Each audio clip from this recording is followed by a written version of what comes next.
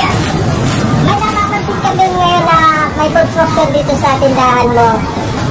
Para saan ba yung nakikita namin ginagawa? Ayan, papalitan na natin yung mga tent. Papalitan natin na mas bubong na talaga. Tapos yung floor natin, di ba, graba lang siya. Papasimento din natin yan.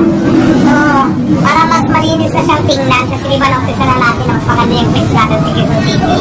Umpisa naman natin pagandahin yung dito sa Pasay. So, ngayon, bububungan na natin kasi tag-ulan na.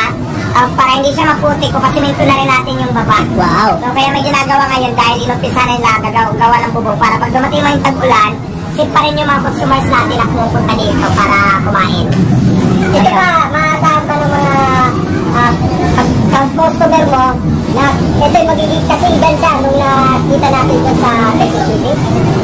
Depende yan kung papayag yung yung nagpapisto dito sa akin kung gagawin natin mas maganda. Walang problema pag